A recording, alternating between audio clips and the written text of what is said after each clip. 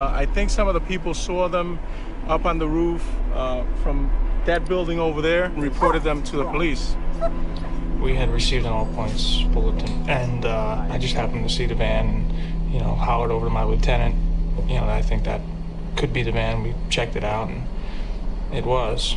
We were all on edge, obviously, so I really wasn't looking to make friends with these people, and neither were the officers that I were with. Once we started talking to them, they were pretty much like, hey, we're not against you, we're with you. The Israelis were, for a moment, in the gossip spotlight in Israel and were invited on an Israeli talk show. And at that point, we were taken for another round of questioning, this time related to our allegedly being members of Mossad. The fact of the matter is, we are coming from a country that experiences terror daily. Our purpose was to document the event. The 5 Israelis were detained for 10 weeks and finally deported on immigration violations after the FBI cleared them of any involvement in 9/11. The details of the Israelis who worked for the moving company were not well reported to the rest of the country, and little known is the stories of the vans which were stopped with explosives found in them, as well as vans which were reportedly blown up. Reports of vans packed with explosives were confirmed at the World Trade Center on September 11, 2001. Alluded to a report that there had been a van loaded with some explosives stopped near the George Washington Bridge. Earlier we had heard that an FBI spokesperson said that there was a report on the George Washington Bridge, which is another facility which you folks are responsible for policing, a report that there had been a van stopped there that had explosives. 2 or 3 men arrested on the New Jersey Parkway. Deborah, can you hear me now? Yes, I can. That is the information that I'm getting from 2 sources, that there was a van either on the New Jersey Turnpike or the Garden State Parkway, and that it was near the George Washington Bridge. There were 2 or 3 men who were in the van. The van was pulled over. It is not clear why the van was pulled over, but when it was, law enforcers found tons of explosives inside of the van. Now, WCBS TV News in New York is reporting 2 people arrested by the FBI in a truck with explosives under the George Washington Bridge. The GW Bridge spans the Hudson River connecting New York City and New Jersey. Do you know anything about those extra explosions we heard? No, I do not. Were they car bombs? I have no idea, ma'am.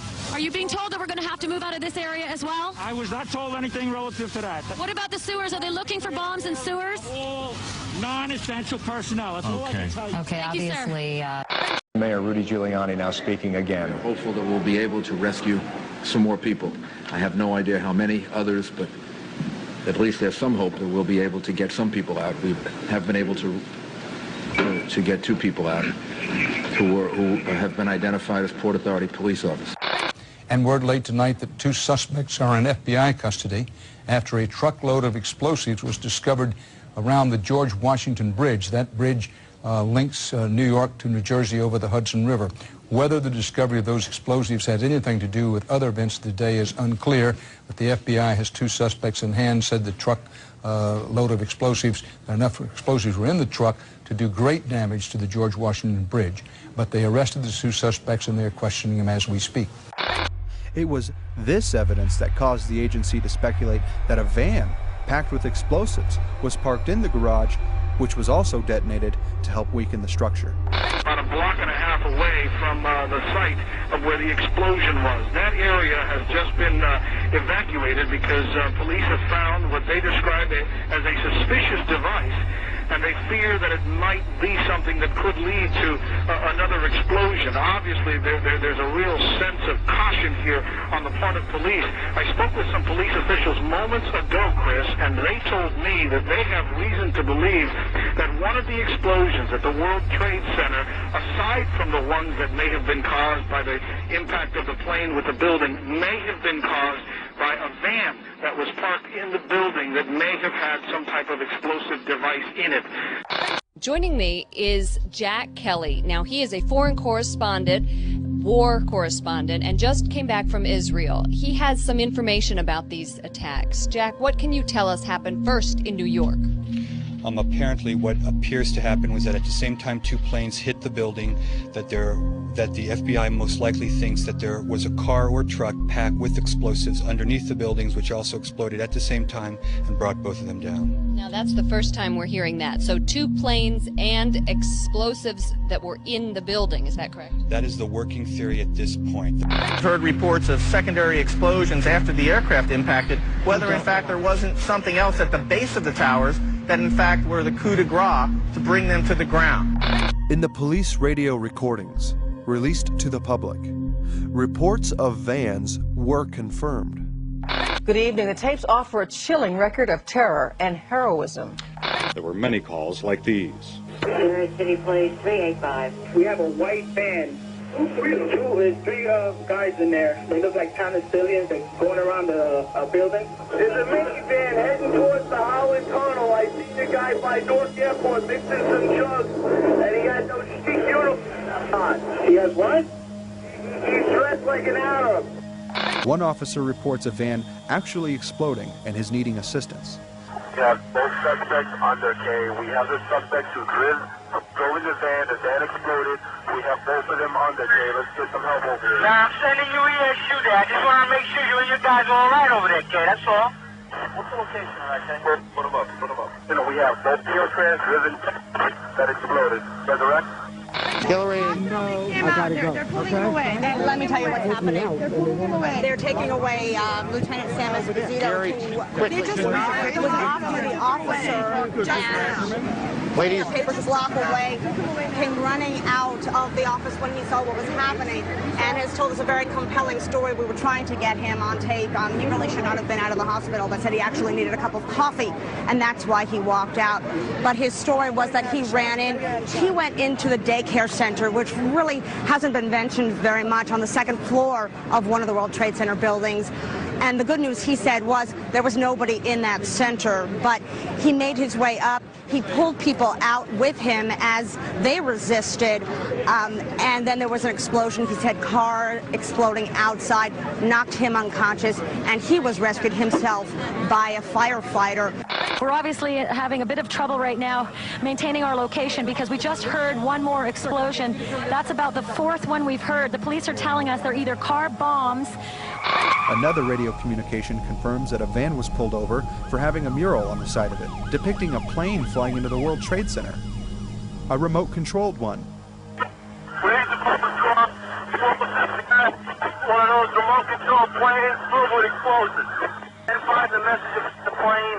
Be advised, I'm not film, Central. Negative. Get an updated plane. Central, I got a message on that plane.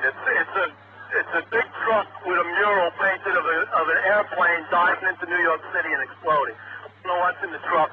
The truck is in between 6th and 7th on King Street. All right, Central, I'll send the issue in the bomb squad there for West Gate. The bird? That's fine. With a mural painted, airplane diving into New York, blowing up. 2 men got out of the truck, ran away from it. We got those 2 under. Reference to the mural van was also made in the February 2006 Norman Mineta report. The report was titled, Saving City Lifelines, Lessons Learned from the 9/11 Attacks. The report stated, there were continuing moments of alarm. A panel truck with a painting of a plane flying into the World Trade Center was stopped near the temporary command post. It proved to be rented to a group of ethnic Middle Eastern people who did not speak English. Fearing that it might be a truck bomb, the New York City Police Department immediately evacuated the area, called out the bomb squad, and detained the occupants until a thorough search was made. This might just be the oddest story of 9/11 that is credibly reported. Why are there so many reports of explosives or explosive devices found on 9/11, as well as sub-level explosions, among many other? Kim White was stuck on the 74th floor of Tower 1. The doors were locked. Why? I have no clue. We sat around for about 5, almost 10 minutes trying to find a door or get somebody with a key. On 9/11, I had the only master key that open the doors that rescue people. This is the master key. They call it the key of hope.